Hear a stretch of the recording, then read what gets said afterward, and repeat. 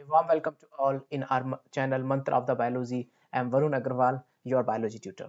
So as we started the morphology of the flowering plant, so उसमें हम काफी कुछ हद तक पढ़ चुके हैं और काफी कुछ अभी और पढ़ेंगे.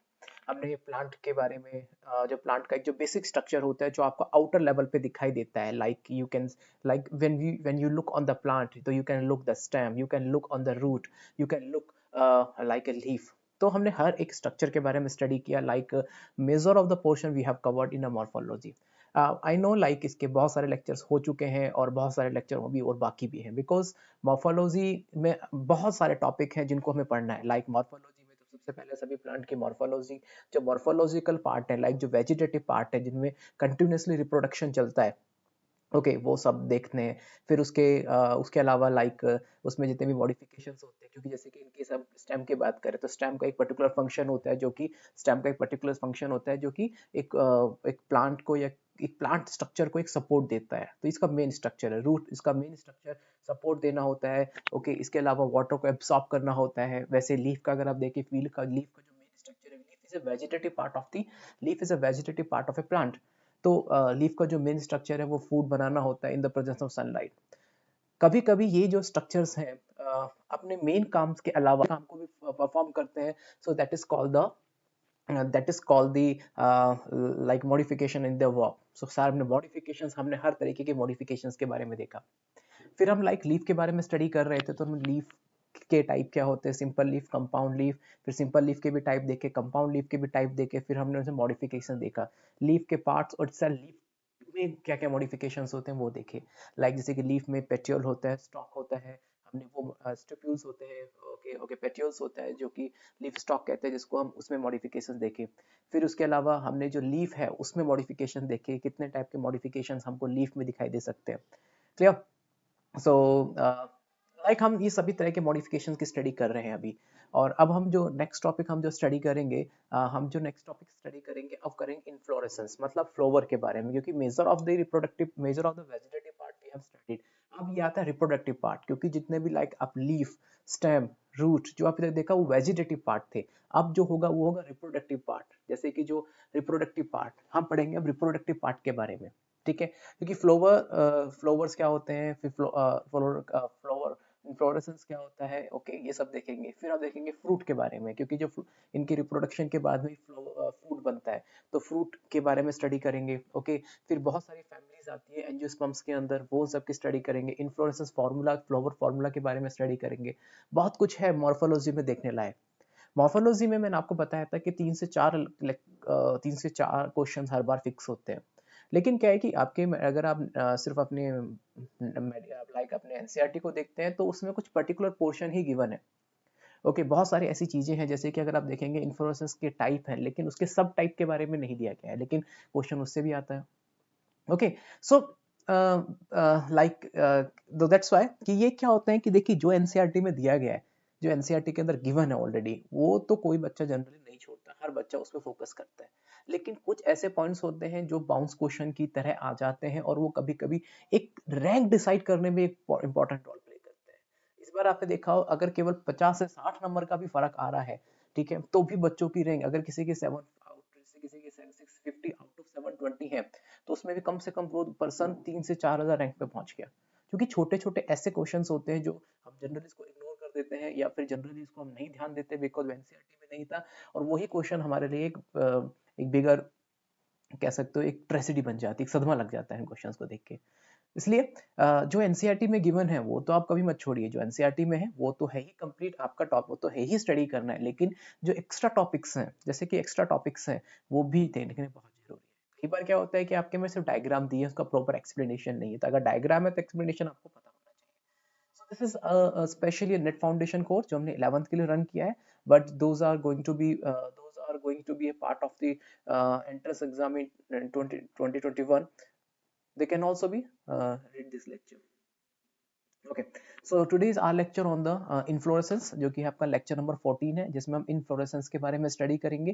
Inflorescence it means the like कह सकते हो the arrangement of a flowers on arrangement of a flower on a plant stem, जी प्लांट के स्टेम के ऊपर जो फ्लावर का जो अरेंजमेंट होता है that is called inflorescence.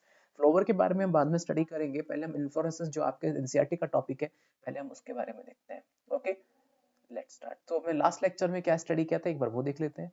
Last lecture में हमने स्टडी किया था कि पेट्रोल मॉडिफिकेशंस क्या क्या। ओके, पेट्रोल के मॉडिफिकेशंस देखे थे हमने कि पेट्रोल भी कितने बहुत डिफरेंट टाइप में मॉडिफिकेशन। पेट्रोल का जो मेन काम होता है वो होता है लीफ बेस को सपोर्ट देना, या लीफ जो पूरा लीफ लाइक जो लीफ का कह सकते हो जो लीफ के लेमिना है उसको स्टेम से कनेक्ट करना। लेकिन अगर वो अपना मेन काम छोड़ के कोई दूसरा काम परफॉर्म करता है, so that is one of the modification. फिर हमने पेट्रोल के मॉडिफिकेशन देखे थे, फिर हमने लीफ में वैरायटी ऑफ मॉडिफिकेशंस देखे थे। ठीक है, जैसे आप यहाँ पे देखे होंगे आपको लीफ में आपको यहाँ मॉडिफिकेशंस मिल जाएंगे, बहुत सारे मॉडिफिकेशंस लीफ में मिलेंगे। इसके अलावा ये नैप्थिन्स जो कि इंसेक्टिवोरस है, इंसेक्टिवोरस में हर तरह के आपको मॉडिफिकेशंस मिलेंगे। पेट्रोल का भी मॉडिफिकेशन इसमें होता है, मॉडिफिकेशन इसमें होता है, और सिर्फ लीफ का एक मॉडिफिकेशन आपको नैप्थिन्स में देखने को मिलेगा। ओके, इसके अलावा बैक्टीरियल्स के भी बहुत सारे और मॉडिफिकेशन नैप्थिन्स, इसके अलावा इसमें कई बार वो टेंड्रिल्स के फॉर्म में कन्वर्ट हो जाता है। ओके, ऐसे लाइक हमने लाइक इस कई बार जैसे कि हमने लेमन के जो आपका लेमन का प्लांट होता है उसकी जो लीफ होती है उसमें कई बार वो एक like wing kind of structure में कन्वर्ट हो जाता है। ओके, सो अब हम आगे स्टडी करते हैं।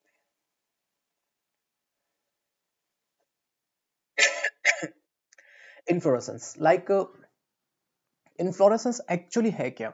क्या होता है कि इन्फ्लोरेसेंस सबसे पहले समझने से पहले हमें फ्लावर को समझना पड़ेगा। फ्लावर एक्चुअली होता है क्या है कि जैसे इन केस जब कभी प्लांट ग्रो करता है तो प्लांट के जो मेन पॉइंट होता है जो आपका शूट अपेक्स होता है, जहां से कि बर्ड जो कि शूट अपेक्स के ऊपर जो बर्ड होती है जिससे कि वैरायटी ऑफ ब्रांचेस बाहर निकलती हैं। अगर वही शूट अपेक्स की वो बर्ड, ओके, वो बर्ड लीफ की जगह अगर फ्लावर्स को बाहर निकाले, ठीक है, तो उसे वहां पे जो like listen to me carefully, अगर मान के चलिए दिस इज अ स्टेम और ये इसकी एक बर्ड है जहां से कोई लीफ बाहर निकलने वाली है, जहां से कोई लीफ बाहर निकलने वाली है, ठीक है, लीफ बाहर निकलने वाली है। अगर इंस्टेड ऑफ ए लीफ अगर उसी बर्ड से कोई फ्लावर बाहर निकलता है, सो वहां पे उसको हम फ्लावर एक्सेस कहते हैं। पहले लिसन, कभी प्लांट फ्लावर का फॉर्मेशन जब करता है, जो प्लांट अपने मोस्ट ऑफ जो वेजिटेटिव फॉर्मेशन है, लाइक जो वेजिटेटिव डेवलपमेंट वो कर चुका हो, जो वेजिटेटिव डेवलपमेंट प्रॉपर हो चुका होता है, जब वो रिप्रोडक्शन के पॉइंट ऑफ व्यू से फ्लावर को ओरिजिनेट करता है।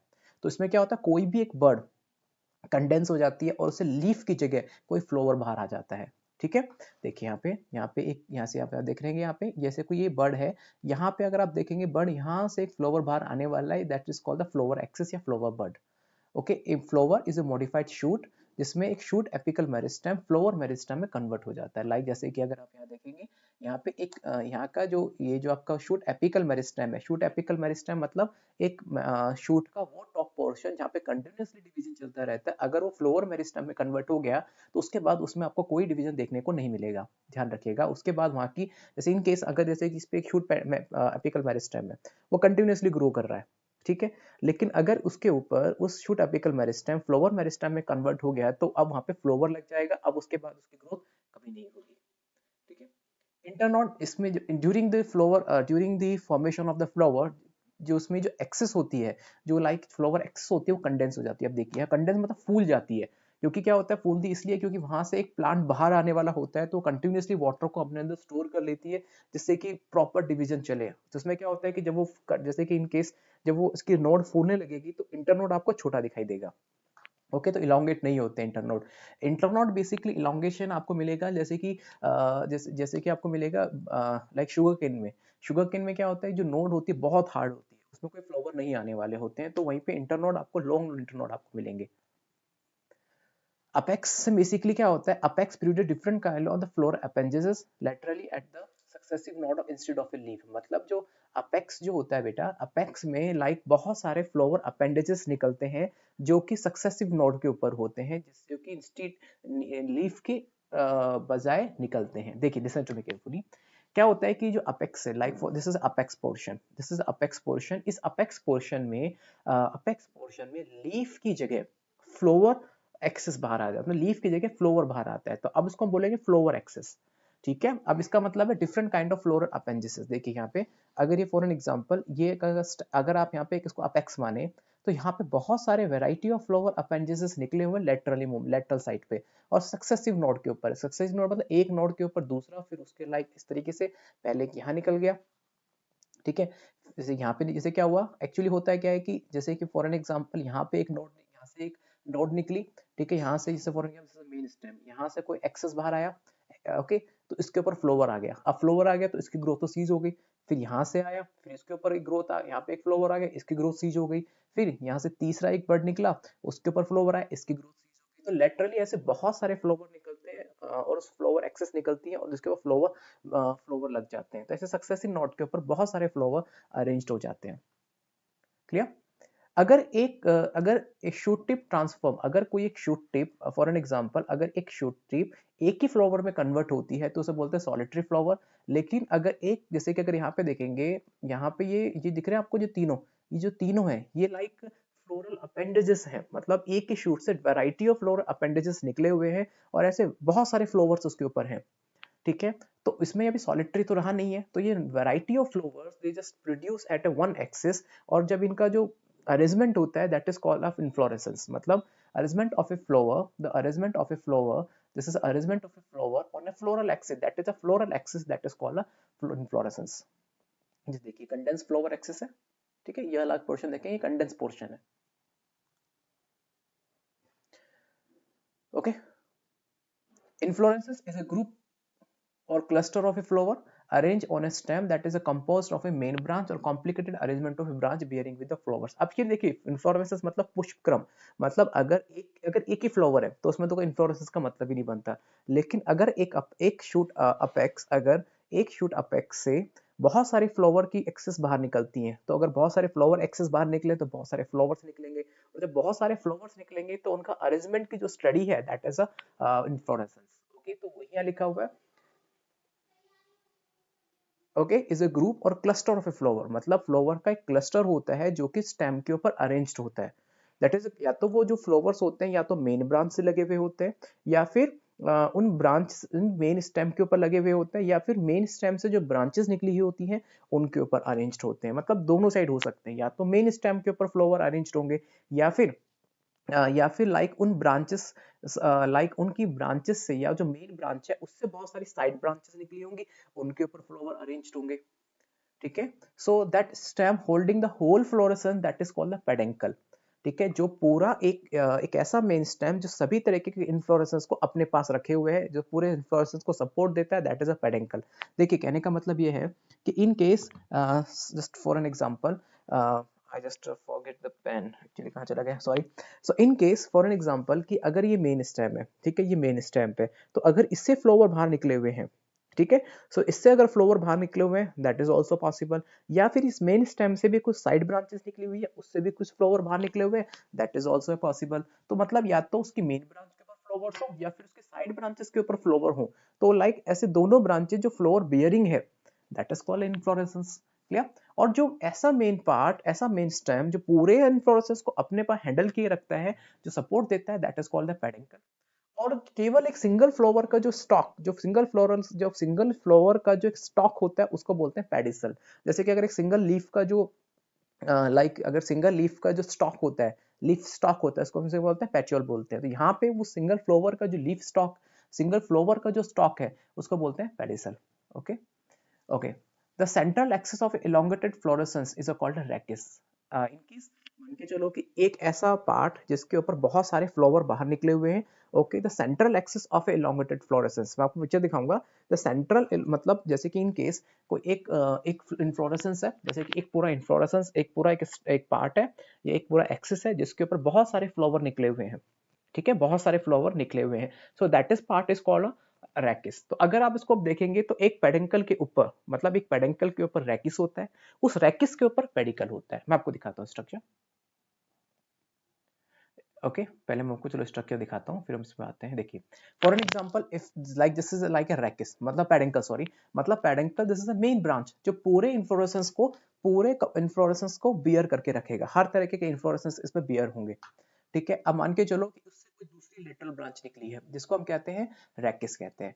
अब इस रैकिस के ऊपर देखिए ये पेडिकल निकला है जिसके ऊपर फ्लोवर्स हैं, मतलब ये तो मेन पेडिकल है और उसके बाद क्योंकि क्या हुआ कि मेन पेडिकल है, फॉर एन एग्जांपल क्या हुआ कि ये जो मेन पेडिकल है, इस मेन पेडिकल के ऊपर फ्लोवर लग गया। अब जैसे फ्लोवर लगा, इसकी ग्रोथ वहीं सीज हो गई, तो उसके लेटरल साइड से फ्लोवर निकलना आप शुरू करेंगे। तो जैसे कि इस लेटरल साइड से फ्लोवर निकला, इसके ऊपर फ्लोवर लग गया, इसकी ग्रोथ सीज, जैसे दूसरी साइड से फ्लोवर निकला, इसकी ग्रोथ सीज। ठीक है, उसी तरीके से ऐसे यहाँ पे दूसरे पेडिकल निकले, ठीक है, यहाँ से फ्लोवर लगे, इनकी growth cease, so that is called the inflorescence, मतलब ये दैट इज कॉल्ड द पुष्पक्रम और इनफ्लोरेसेंस है। ओके, ये फ्लोवर्स हैं सारे, क्लियर हो गया। तो peduncle is a main stem which bear the whole inflorescence, मतलब इसने पूरे इनफ्लोरेसेंस को संभाल के रखा हुआ है, that is a pillar of the inflorescence. ठीक है, और द रैकिस वो पार्ट है जिसमें जिससे कि इनफ्लोरेसेंस निकला हुआ होता है। ओके, जैसे कि अगर आप देखेंगे ये पूरा इनफ्लोरेसेंस है, इसका ये सेंट्रल एक्सिस है, elongated सेंट्रल एक्सिस होता है। ओके, तो इन्फ्लोरेसेंस को हम वैरायटी ऑफ कैरेक्टरिस्टिक्स से डिफाइन कर सकते हैं कि कैसे वो पेडंकल के ऊपर अरेंज है, मतलब जैसे पेडंकल के ऊपर कैसे अरेंज्ड है, हम वैसे उसको डिफाइन कर सकते हैं। या फिर blooming order of A flowers, blooming order of A flowers मतलब कि फ्लावर्स किस तरीके से अरेंज है, कहने का मतलब है ओल्ड फ्लावर नीचे है या यंग फ्लावर ऊपर है, या यंग फ्लावर नीचे है या ओल्ड फ्लावर ऊपर है, इस तरीके, that is called the blooming order of A flowers. Okay, फिर how different cluster of flower are grouped within it, like for an example एक पेडंकल है, उस पेडंकल से वैरायटी ऑफ इन्फ्लोरेसेंस निकला हुआ है, inflorescence like a group of से cluster of flowers. तो अब मान के चलो कि एक पेडंकल के ऊपर 3 या 4 क्लस्टर्स हैं, ठीक है, तो वो 3 या 4 क्लस्टर्स किस तरीके से अपने आप में अरेंज किए हुए हैं, तो that is also one of the characteristic of inflorescence. तो वैसे हम पढ़ेंगे इन्फ्लोरेसेंस के बारे में जब आपके और मोर क्लियर होंगे। तो यहाँ पे 3 कैरेक्टरिस्टिक दी गई हैं कि कैसे पेडंकल के ऊपर सारे फ्लावर अरेंज होते हैं, जैसे मैंने आपको दिखाया अभी, या फिर कि वो उनका ब्लूमिंग ऑर्डर क्या है, मतलब पहले यंग फ्लावर ऊपर है, अपेक्स पर है, या फिर न्यू फ्लावर बेस पर है, या फिर न्यू फ्लावर टॉप पर है, यंग फ्लावर लाइक या फिर ओल्ड फ्लावर नीचे है। So that is also called blooming order. ठीक है, ये हमने अभी देखा। चलिए, स्पेशल नोट, अब ध्यान रखना ये आपके एनसीईआरटी का स्पेशल नोट है, तो ध्यान रखिएगा एनसीईआरटी का अगर स्पेशल नोट है, so don't miss it in any situation, बहुत इंपॉर्टेंट पार्ट है, so listen to be carefully. Okay, inflorescence क्या होता है, like is a flower, arrangement of a flower, लेकिन क्या होता है कि फ्लावर बनता ही इसलिए जिससे कि उसमें फ्रूट बने, क्योंकि एंजियोस्पर्म्स के अंदर ही फ्लावर्स बनते हैं, तो उसमें फ्लावर बनते ही इसलिए ताकि उसमें रिप्रोडक्शन हो, और रिप्रोडक्शन के से उनसे फ्रूट का फॉर्मेशन हो। तो मतलब इन्फ्लोरेसेंस हो गया, फ्लावर्स बन गए, तो फ्लावर के बाद क्या आएंगे, उसमें फ्रूट आएंगे, क्लियर हो गया। तो फ्रूटनिंग स्टेज ऑफ इन्फ्लोरेसेंस, ठीक है, इज कॉल्ड इन्फ्रक्टेंस। देखिए क्या होगा कि इन्फ्लोरेसेंस के बाद में क्या होता है, इन्फ्लोरेसेंस मतलब रेजिडेंट ऑफ ए फ्लावर, तो है तो उसमें फ्लावर्स ही ना, तो फ्लावर क्या होंगे, रिप्रोड्यूस होंगे, रिप्रोडक्शन करेंगे, तो उससे फ्रूट बनेगा, फ्रूट बनेगा तो फ्रूट्स का भी एक ऑर्डर आ जाएगा जिसे हम कहते हैं इन्फ्रक्टेंस।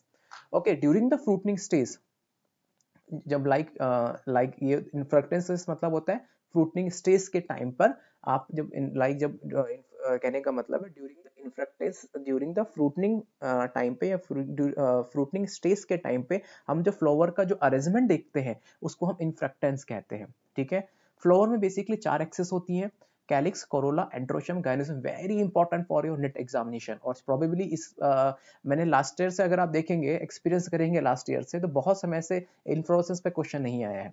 ठीक है, मेजर जो क्वेश्चंस पूछे गए हैं या तो फ्लावर फॉर्मूला के ऊपर या फिर फ्रूट्स के ऊपर पूछे गए हैं, या फिर रूट और स्टेम के मॉडिफिकेशन से पूछे गए हैं। फ्लोरेसेंस से कोई क्वेश्चन नहीं आया है काफी समय से, काफी टाइम से क्वेश्चन नहीं आया है, तो प्रोबेबली इस बार क्वेश्चन आने की पूरी प्रोबेबिलिटी इन्फ्लोरेसेंस से है इस बार की। Okay, so calyx, corolla, androecium and gynoecium, आप यहाँ देखेंगे, अगर आप ये वाला देखेंगे ना, ग्रीन पार्ट, अगर आप फ्लावर में देखते हैं ना, जो ग्रीन पार्ट होता है, जो लीफ लाइक स्ट्रक्चर होता है, एग्जैक्टली लीफ ही होती है, लीफ लाइक लीफ ही होती है। सो ओके, जो लीफ वो होते हैं आपके सेपल, और जिसको हम कहते हैं कैलिक्स। ठीक है, सेपल होते हैं, ये बेसिकली ब्रैक्टेड फ्लावर होते हैं, मतलब लीफ इसलिए होती है जिससे कि लाइक इनको ये वैरायटी कलर में कलरफुल भी होती है, या फिर कई बार क्या होता है कि ये कलरफुल भी होती है, तो कि फ्लावर की जो बर्ड होती है उसको सपोर्ट देने में हेल्प करती है, और या पॉलिनेशन में हेल्प करती है। तो ये जो कैलिक्स है, ठीक है, that sepal is called a calyx, मतलब सेपल मतलब कैलिक्स ही होता है, और सेपल के ऊपर पेटल लगते हैं, जिसको हम तोड़ के जिससे हम खुशबू लेते हैं, उसके फ्रेगनेंस लेते हैं, so that is called the petal, जिसको हम कोरोला कहते हैं। फिर होता है एंड्रोशियम, एंड्रोशियम बेसिकली होता है, ये दिख रहे हैं आपको, ये उसके एंड्रोशियम है, ये दिख रहे हैं आपको, ये एंड्रोशियम है, और this is called your gynoecium, मतलब ओवल कह सकते हो, ओव्यूल्स कह सकते हो, एक्सेस कह सकते हैं। बेसिकली फ्लावर के अंदर 4 पार्ट होते हैं, हम डिटेल में पढ़ेंगे लेटर ऑन इसके बारे में।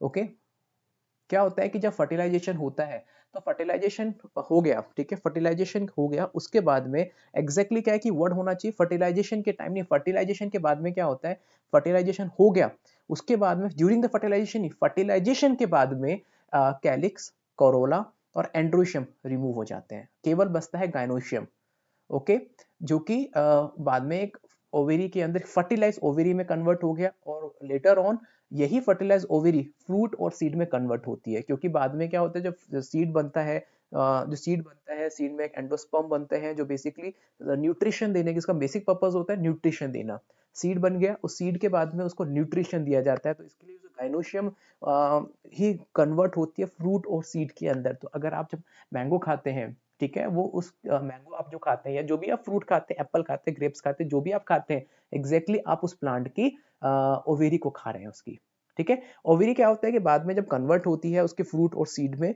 तो बेसिकली क्या करती है, वो फ्रूट और सीड, जो सीड बना है उसको कंटिन्यूसली उसको न्यूट्रिशन देने का काम करती है बेसिकली, ठीक है। तो वो हम लेटर ऑन पढ़ेंगे इसके बारे में, okay. So arrangement of a flower और a fruit is also always found same, हमेशा ध्यान रखना, इन्फ्लोरेसेंस और इन्फ्रक्टेंस का जो अरेंजमेंट है हमेशा सेम मिलेगा आपको, okay. Inflorescences usually have a modified leaf which is different from a vegetative part of leaf. मैंने बताया था ना कि जो फ्लावर के नीचे एक्सेस के ऊपर कई बार आपको लीफ देखने को मिलेगी, वो लीफ क्या होती है, दो काम होता है, तो फ्लावर जो फ्लावर बर्ड है उसको लाइक प्रोटेक्शन देना, या दूसरा पॉलिनेशन में हेल्प करना। आपको देखिए, आपको जैसे कि बहुत सारे कलरफुल आपको नीचे लीफ दिखाई देंगे फ्लावर के नीचे, ओके। अगर लाइक इन केस जो लीफ अगर प्रेजेंट होती है तो उसको हम कहते हैं ब्रैक्टेड लीफ, और अगर किसी में लीफ प्रेजेंट नहीं होती है तो उसे बोलते हैं एब्रैक्टेड पार्ट। तो ब्रैक्टेड लीफ क्या होती है, जो बेसिकली फ्लोवर एक्सिस के नीचे की तरफ प्रेजेंट होती है और उसको प्रोटेक्शन देती है, मतलब प्रोटेक्शन देती है कि लाइक वो खराब ना हो जाए, ब्रेक ना हो जाए, उसको प्रोटेक्शन देती है, चारों तरफ से कवर करके रखती है, इसके अलावा पॉलिनेशन में हेल्प करती है। अगर इन्फ्लोरेसेंस के नीचे अगर लीफ प्रेजेंट है या नहीं है, on the basis of that we can divide the inflorescence into two part, one is a bracteate inflorescence, second one is ebracteate inflorescence. Bracteate मतलब इन्फ्लोरेसेंस के अंदर लीफ, इन्फ्लोरेसेंस के नीचे लीफ प्रेजेंट है, और ई ब्रैक्टेड मतलब इन्फ्लोरेसेंस के नीचे लीफ एब्सेंट है, ठीक है। अब जैसे मैं एक चीज आपको दिखाता हूँ, लाइक देखें यहाँ पे, जैसे कि बोगनविलिया के आप लीफ देखेंगे तो ये सारे हाइपोफिलस लीफ है, या फिर को ब्रैक्ट लीफ कह सकते हैं। देखिए आप यहाँ पे ये लीफ है, देखिए ये फ्लावर है, इस फ्लावर के नीचे की तरफ ये चारों तरफ, उसके चारों तरफ एक लीफ प्रेजेंट है, so that is called bracteate leaf या हाइपोफिलस लीफ। यहाँ पे भी आप देखेंगे ये फ्लावर है, बोगनविलिया का पेड़ तो आपको नॉर्मली दिखाई दे जाएगा, तो उसके चारों तरफ ये कलरफुल लीफ है, ठीक है। तो ये कलरफुल जो लीफ है ये बेसिकली होती है bracteate leaf, okay. Example bougainvillea, okay. For understanding the inflorescence, plant growth pattern is required to understand, like inflorescence को समझने के लिए उसके प्लांट ग्रोथ को समझना भी बहुत जरूरी है, क्योंकि क्या है कि प्लांट ग्रोथ और इन्फ्लोरेसेंस दोनों कहीं ना कहीं आपस में एक दूसरे से एसोसिएट है। कैसे बताता हूँ, ओके। जैसे कि बेसिकली क्या होता है, दो टाइप के आपको पैटर्न दिखाई देंगे, कौन से ग्रोथ पैटर्न दिखाई देंगे, एक होता है इनडिटर्मिनेट ग्रोथ पैटर्न जिसको बोलते हैं रेसिमोस, और एक होता है डिटर्मिनेट टाइप पैटर्न जिसे बोलते हैं साइमोस, ठीक है। सबसे पहला लाइक इनडिटर्मिनेट ग्रोथ पैटर्न क्या होता है, इनडिटर्मिनेट ग्रोथ पैटर्न जिसका दूसरा नाम रखा है हमने, दूसरा नाम क्या बोला, रेसिमोस। इनडिटर्मिनेट देखिए नाम से पता चल जाएगा, इनडिटर्मिनेट मतलब जिसमें ग्रोथ डिटरमाइन नहीं होती, ग्रोथ फिक्स नहीं होती है, ग्रोथ होती रहती है। It means growth is not determined because growth is will be always continuous, ठीक है। इसके अंदर क्या होता है, देखिए उसका एक ही रीजन है, अगर कोई प्लांट कंटिन्यूअसली ग्रो कर रहा है, इट मींस उसमें एपिकल जो मेरिस्टेम है, एपिकल जो अपेक्स पार्ट है, वो उसमें प्रोटेक्टेड है, सुरक्षित है, सेफ है, जिसकी वजह से और उसमें कोई भी ग्रोथ वहां पे सीज नहीं हुई है, कंटिन्यूअसली ग्रो हो रही है। और वो जब भी होता है जब अगर वो जब भी पॉसिबल है जब उसका एक्सेस, ठीक है, उस एपिकल मेरिस्टेम का जो अपेक्स पार्ट है वो कभी भी फ्लोअर मेरिस्टेम में कन्वर्ट ना हो, ओके। तो बेसिकली क्या होता है, it is called the monopodial growth pattern कहते हैं इसको। जैसे देखिए फॉर एन एग्जांपल, यहाँ पे ये एपिकल बर्ड है, इस एपिकल बर्ड कंटिन्यूअसली ग्रो कर रही है, ये इनडिटर्मिनेट ग्रोथ कर रही है, मतलब कोई ग्रोथ सीज नहीं हुई है, लेकिन इसके ऊपर कोई फ्लावर नहीं लगा है। तो अगर नहीं लगा है तो इसका जो शूट अपेक्स है, ठीक है, वो कभी जो शूट अपेक्स मेरिस्टेम है वो कभी भी फ्लोर मेरिस्टेम में कन्वर्ट ही नहीं हुआ, तो कंटिन्यूअसली ग्रो चल रही है। तो होता क्या है कि अब क्या होगा, अगर फ्लोवर लगने हैं तो मतलब टॉप पे तो ग्रो फ्लोवर लगेगा नहीं, तो उसकी साइड लेटरल ब्रांचेस पे फ्लोवर लगेगा, okay, that is called the लगेगा, ओके। सो बेसिकली क्या होता है कि टर्मिनल जो बर्ड होता है वो कंटिन्यूसली ग्रो करती है और लेटरल फ्लावर्स बनाती है, और टर्मिनल बर्ड कभी भी फ्लावर के अंदर कन्वर्ट नहीं होती है, और जिसमें फ्लावर का अरेंजमेंट आपको एक्रोपिटल मैनर में मिलेगा। एक्रोपिटल मैनर का मतलब है कि हमेशा आपको जो यंगेस्ट फ्लावर्स होते हैं, ठीक है, यंगेस्ट फ्लावर्स होते हैं हमेशा आपको टॉप पे मिलेंगे, और जो आपके ओल्ड फ्लावर होते हैं वो हमेशा नीचे मिलेंगे। कैसे? यहाँ पे आप देखेंगे न्यू फ्लावर्स हैं और यंग ओल्ड फ्लावर है, क्योंकि अगर उनको पहले से पता है इसकी ग्रोथ तो कंटिन्यूस होने वाली है, तो कोई फायदा ही नहीं छेड़ के इसके एपिकल बर्ड को। तो अब पता है कि ग्रोथ तो हो ही रही है, तो मतलब फ्लावर पहले से नीचे से लगना शुरू होते हैं, फिर ऊपर जाते हैं तो नए नए फ्लावर आपको दिखाई देंगे, क्योंकि एपिकल बर्ड पे तो फ्लावर लगना ही नहीं है अब, ठीक है। So that is called the inflorescence या रैसिमोस, इनडिटर्मिनेट इन्फ्लोरेसेंस या रैसिमोस।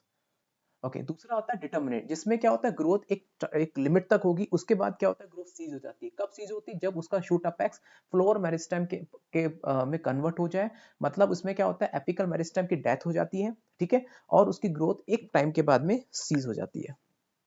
Okay, so it is called the determinate type growth pattern, या फिर सिम्पोडियल ग्रोथ बोलते हैं इसको। वहां पे बोला था मोनोपोडियल, यहाँ पे है सिम्पोडियल। इसके दो तीन नाम है, डिटर्मिनेट ग्रोथ पैटर्न, सिम्पोडियल या फिर साइमोस। वहां पे थे indeterminate growth pattern, okay, monopodial या फिर रेसिमोस। क्लियर? जैसे देखेंगे आप यहाँ पे, जैसे कि ये कोई भी लाइक एक स्टेम है, इस स्टेम के ऊपर ये उसकी शूट अपेक्स है, शूट अपेक्स खत्म हो गई, क्यों? क्योंकि फ्लोर मेरिस्टम में कन्वर्ट हो गई, तो क्या होगा उससे लाइक उससे एक लेटरल ब्रांच निकलेगी। अब उसके ऊपर भी उसके भी देखिए दोनों में जो शूट अपेक्स थी दोनों खत्म हो गई, तो उससे अब लेटरल ब्रांच निकलेगी, तो अब लेटरल ब्रांच को ग्रो करेगी, तो लेटरल ब्रांच ग्रो करेगी, और ग्रो करने के बाद में ये ब्रांचेस भी खत्म हो जाएंगी। मतलब यहाँ पे भी किसी तरह का कोई भी ग्रोथ आपको देखने को नहीं मिली, क्योंकि इन सबके वो फ्लोवर लग चुका है, एक्चुअली में फ्लोवर लग चुका है। वो हम देखेंगे साइमोस पढ़ेंगे ना, तो देखेंगे इन सबके ऊपर फ्लोवर लग चुका है। ये मत समझिएगा डाई हो गई, खत्म हो गई, गिर गई नीचे, नो नो, इन सबके ऊपर फ्लोवर लग चुका है, ठीक है, इन सबके ऊपर फ्लोवर लग चुका है, इसलिए। चलिए, the terminal bud form A terminal flower, only other grow from A lateral bird, ठीक है। इसमें मतलब होता है कि टर्मिनल बर्ड जो होती है वो टर्मिनल फ्लावर में टर्मिनल फ्लावर बनाती है, जो टॉप की जो बर्ड होती है टर्मिनल फ्लावर बनाती है, अदर जो फ्लावर्स होते हैं वो लेटरल बर्ड के ऊपर ग्रो करते हैं, मतलब उसकी जो साइड ब्रांचेस होती हैं वो लेटरल बर्ड से फिर ग्रो करना शुरू करते हैं, ठीक है। जैसे देखिए यहाँ पे टर्मिनल फ्लावर लग गया, ठीक है, टर्मिनल फ्लावर के बाद में अब देखिए यहाँ पे लाइक एक फ्लावर लग गया, टर्मिनल फ्लावर लग गया, तो मतलब ये एक नया एक फ्लावर था, ठीक है। अब यहाँ से इसको हम रेफरेंस लेके आगे चलते हैं, फिर एक नई ब्रांच निकली, उसके ऊपर फ्लावर लग गया, तो मतलब ये ग्रोथ, इसकी ग्रोथ भी सीज हो गई। अब ये नई ब्रांच निकली, फिर उसके ऊपर फ्लावर लग गया, तो जैसे जैसे नई नई ब्रांच लगती जाती है उनके ऊपर फ्लावर लगता जाता है और उसकी ग्रोथ सीज होती जाती है। तो वही लाइन लिखी हुई है कि टर्मिनल बोर्ड जो बर्ड होती है टर्मिनल फ्लावर बना देती है। इसके अलावा जो अदर फ्लावर्स होते हैं, ठीक है, जो अदर फ्लावर्स होते हैं फिर लेटरल बर्ड से बाहर निकलते हैं, तो ये उसकी ग्रोथ यहाँ पे फिर खत्म हो, जैसे फ्लावर मेरिस्टम में कन्वर्ट हुआ उसकी ग्रोथ खत्म हो गई। लेकिन अगर आप रेसिमोस में देखेंगे उसके टर्मिनल बर्ड कन्वर्ट नहीं हुई थी, लेटरल ब्रांचेस जरूर कन्वर्टेड थी लेकिन टर्मिनल बर्ड कन्वर्ट नहीं हुई थी, ठीक है। ये अब लाइक टर्मिनल फ्लावर्स है सारे। Okay, so there are the two types of fluorescence on the basis of whether apex get converted into the flower or continues to grow. वही दोबारा से पढ़ रहे हैं, इनफ्लोरेसेंस, रेसिमोस और साइमोस। रेसिमोस मतलब इनडिटर्मिनेट फॉर इनफ्लोरेसेंस, ओपन कह सकते हो क्योंकि ओपनली ग्रोथ हो रही है, या फिर monopodial. Second साइमोस, determinate inflorescence, close या फिर सिम्पोडियल। रेसिमोस इसमें क्या होता है ग्रो कंटिन्यूसली होती है, एक्रोपिटल सक्सेशन में होती है, जिसमें आपको जो यंग फ्लावर्स हैं, यंग फ्लावर आपको हमेशा ऊपर दिखाई देंगे और जो ओल्ड फ्लावर है वो आपको नीचे दिखाई देंगे। आप देखेंगे यहाँ पे एपिकल बर्ड है, अब एपिकल बर्ड कंटिन्यूसली ग्रो कर रही है, तो वहीं से वो फ्लावर ग्रो करना शुरू कर देते हैं। जो पुराने वाले फ्लावर हम ओल्ड फ्लावर बोलते हैं और जो नए फ्लावर लगने वाले हैं बाद में उनको न्यू फ्लावर बोलते हैं। फिर साइमोस में क्या होता है कि इसकी जो मेन एक्सिस होती है, इसकी जो मेन टर्मिनल बर्ड होती है वो टर्मिनल फ्लावर में कन्वर्ट हो जाती है, कन्वर्ट हो गई तो ग्रोथ वहीं पे सीज हो गई। फिर से क्या होता है लेटरल ब्रांचेस निकलती हैं। अब लेटरल ब्रांचेस निकल तो मतलब पुराना फ्लावर उस पर एक फ्लावर लग गया तो हम उसको रेफरेंस मान के चलते हैं। अब क्या होगा, फिर दूसरी ब्रांच निकलेगी, फिर उस पर फ्लावर लगेगा तो वो खत्म, फिर तीसरी ब्रांच निकलेगी उससे, उस पर फ्लावर लग गया वो खत्म। मतलब सबसे पुराना फ्लावर कहाँ था, ऊपर था, अब जो नए नए फ्लावर कहाँ लग रहे हैं वो नीचे लगते जा रहे हैं। तो इस तरह का जो सक्सेशन होता है उसको हम कहते हैं बेसिपिटल सक्सेशन। देखिए यहाँ फ्लावर लग गया तो ये ओल्ड फ्लावर हुआ, इसको रेफरेंस मान के चलते हैं। अब जितने भी फ्लावर्स लगेंगे वो उसके नीचे लगेंगे, तो ये हो गए आपके यंग फ्लावर, न्यू कह सकते हो, यंग फ्लावर कह सकते हो, या पेरिफेरल फ्लावर्स, क्योंकि टर्मिनल फ्लावर है, वो टर्मिनल फ्लावर है, ठीक है, उसको हम टर्मिनल फ्लावर कहेंगे। Okay, so for today is enough. सो इसमें आज हमने देखा इन्फ्लोरेसेंस के बारे में, इंडिटर्मिनेट और डिटर्मिनेट ग्रोथ पैटर्न पे जो बेस्ड थे आपके साइमोस और रेसिमोस। नेक्स्ट लेक्चर में इसी हम रेसिमोस को और कंटिन्यूस पढ़ेंगे, इसमें भी वैरायटी होती है रेसिमोस के अंदर, फिर साइमोस में भी वैरायटी होती है, इसके इन्फ्लोरेंसेस में भी वैरायटी होती है, वो देखेंगे, ठीक है। तो रेसिमोस क्या होता है, साइमोस क्या होता है, ठीक है। फिर इसमें जो एनसीईआरटी में जो आपको पिक्चर दी गई है वो दिखाऊंगा, और एनसीईआरटी में कौन से एग्जांपल्स दिए गए वो दिखाऊंगा, क्योंकि एनसीईआरटी में इनके टाइप्स नहीं दिए गए कि रेसिमोस के कौन से टाइप है, साइमोस के कौन से टाइप है, वो गिवन नहीं है, वो भी आपसे मैं डिस्कस करूंगा, ठीक है। तो स्पेशल एग्जांपल्स हैं साइमोस और रेसिमोस के जो एनसीईआरटी में गिवन है, फिलहाल उन पे तो जरूर फोकस कीजिएगा, ठीक है। उनके अगर आपके जो टाइप हैं, ठीक है, वो बाउंस क्वेश्चंस की तरह होते हैं। फिलहाल अभी रेसिमोस इन्फ्लोरेंसेस से क्वेश्चन लेट बहुत समय से नहीं आया, तो प्रोबेबिलिटी इस बार आए। So okay, so it's better to be just big focus on your content. Okay, so we will meet on the next lecture on the again is on the fluorescence, जिसमें हम साइमोस रेसिमोस को शुरू करेंगे। तो ध्यान रखना, रेसिमोस और साइमोस जिसमें वैरायटी, जिसमें आपको जो 2 डिफरेंट टाइप्स ऑफ सक्सेशन देखने को मिला था, एक्रोपीटल एंड बेसिपिटल सक्सेशन, वो ध्यान रखने की जरूरत नहीं है, लाइक अब just it should be understood, like it should be understood, ये लाइक क्यों इसमें एक्रोपिटल है, what is a basipetal found in this type of the growth pattern. Okay, तो वो चीज आपको डायरेक्टली पता होनी चाहिए, clear. So let's meet on next lecture, the types of inflorescence, हम रेसिमोस के बारे में और डिटेल में देखेंगे। Thank you.